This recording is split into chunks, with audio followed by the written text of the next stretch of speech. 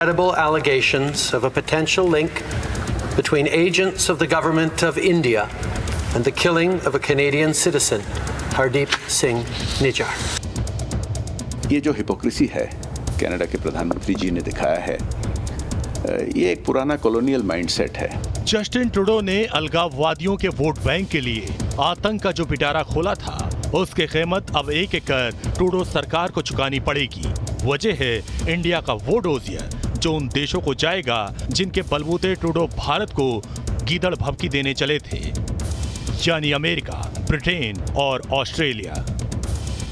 खबर थी कि ट्रूडो ने बयान देने से पहले फाइव आई नेशंस को भरोसे में लिया था, लेकिन अब इन्हीं देशों को भारत देने वाला है वो सबूत जो ट्रूडो और कनाडा में अलगाववाद का पर्दाफाश कर देगा।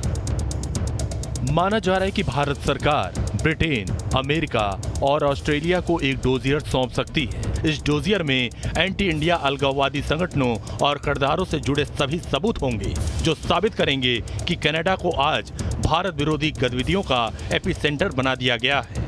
5 दिन पहले कनाडा के वैंकूवर में एक मीटिंग हुई थी।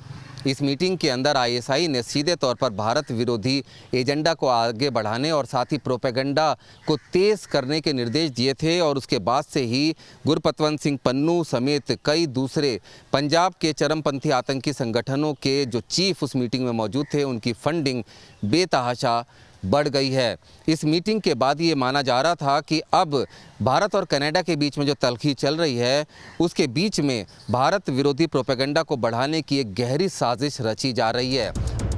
इस डोजियर के साथ ही साथ एक और ऐसी खबर आई जिसे भारत की कूटनीतिक स्ट्राइक माना गया।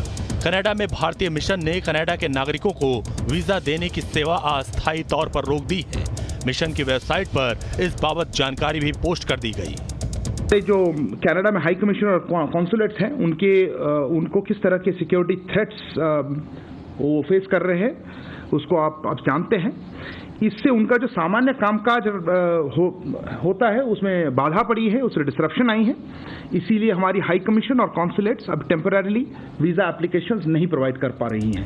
ट्रूडो और उनके पीछे खड़ी भारत विरोधी लॉबी को लगा था कि निज्जर के नाम पर झूठे इल्जामों के जरिए वो भारत पर बेवजह दबाव बना सकते हैं, लेकिन ये भारत विरोधी पलटन भूल गई कि ये नया भारत है जो किसी की धमकी, झूठे आरोपों के आगे ना तो रुकता है ना ही झुकता है।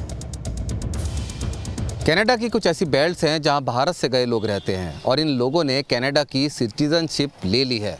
खुफिया एजेंसियों के मुताबिक इनमें से कुछ किरदार अलगाववादियों से मिले हुए हैं और अलगाववादियों की फंडिंग से भी इनका कनेक्शन है। ऐसे में वीज़ा पर रोक के जरिए भारत विरोधी तत्वों की भारत में दोबारा एंट्री रुक जाएगी।